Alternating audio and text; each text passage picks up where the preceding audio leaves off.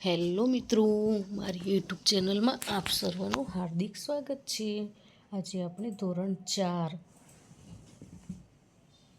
સ્વાધ્યાય પોથી ભાગ નંબર 4 વિષય પર્યાવરણ એકમ 19 છે. સાથે જમીએ આ એકમનો આજે આપણે સંપૂર્ણ સોલ્યુશન જોવાના છીએ.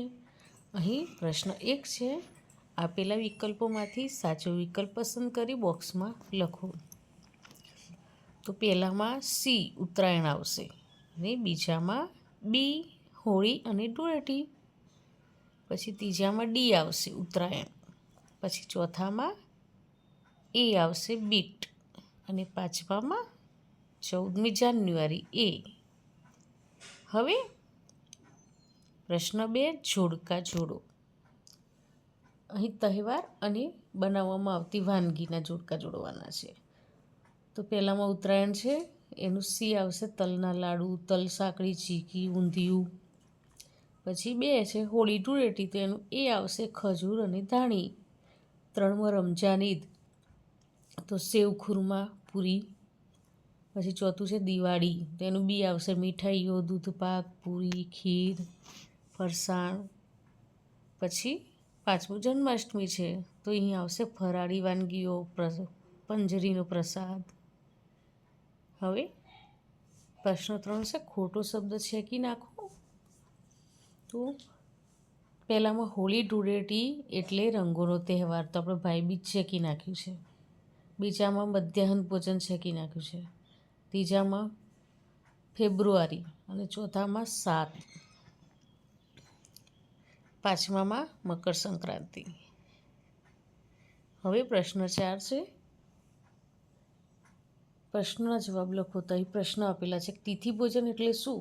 તો ગામ લોકો કે વાલીઓ દ્વારા કોઈ ખાસ પ્રસંગોએ આપવામાં આવતા ભોજનને તિથિ ભોજન કહે છે. પછી બીજું છે મધ્યાહન ભોજન શા માટે આપવામાં આવે છે?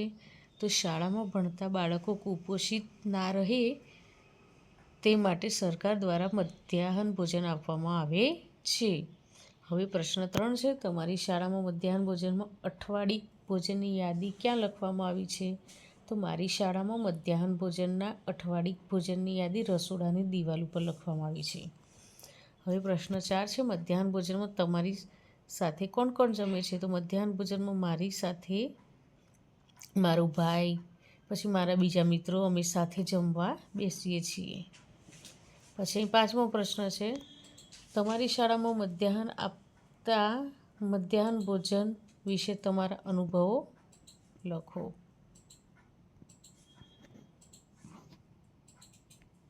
તો અમારી શાળામાં દરરોજ મેનુ પ્રમાણે ગરમા ગરમ મધ્યાહન ભોજન આપવામાં આવે છે. હું દરરોજ આ ભોજન કરું છું, મને જમવાની મજા આવે છે. 6 તમારી શાળાના અલ્પાહાર આપવામાં આવે છે? જો હા તો શું શું આપવામાં આવે છે? તો હા, અમારી શાળામાં અલ્પાહાર આપવામાં આવે છે, જેમાં વાર પ્રમાણે ચણા ચાટ અને સુખડી આપવામાં આવે છે. પછી 7 તમે કયા કયા પ્રસંગોએ સમૂહમાં ભોજન કરો છો? તો અમે લગ્ન પ્રસંગ, મરણ પ્રસંગ, શાળામાં તિથિ ભોજન વગેરે જગ્યાએ સમૂહમાં ભોજન કરીએ છીએ. પછી એવી રીતે 8મો પ્રશ્ન છે, પછી આ 9મો પ્રશ્ન છે, પછી આ 10મો પ્રશ્ન. એનો મુદ્દાસર જવાબ લખવાના છે. હવે આવશે પ્રશ્ન 5 કોષ્ટકની વિગતો પૂર્ણ કરો. તહેવાર શું શું તૈયારીઓ કરવામાં આવે છે? તો દિવાળી પર ઘરની સાફ સફાઈ કરાય છે, ઘરને રોશનીથી શણગારવાય છે. જન્માષ્ટમીમાં ફરાળ તેમજ નાસ્તાની વિવિધ વસ્તુઓ બનાવવામાં આવે છે. ઈદ સેવ ખુરમા પૂરી વગેરે બનાવવાની તૈયારીઓ કરવામાં આવે છે. ધૂળેટીમાં કેસુડા તથા બીજા રંગો બનાવવાની તૈયારી કરવામાં આવે છે. પછી વાનગી શેમાંથી બને છે? સોમવાર પકોડા, બ્રેડ બટાકા અને મમ્મી બનાવે છે. એ રીતે મંગળવાર, બુધવાર, ગુરુવાર, શુક્રવાર, શનિવાર ને રવિવાર એ આપણા ઘરે જે વાનગી બનતી હોય તે લખવાની છે અને કોણ બનાવે છે એ પણ લખવાનું છે. હવે અહીં પ્રશ્ન 7 છે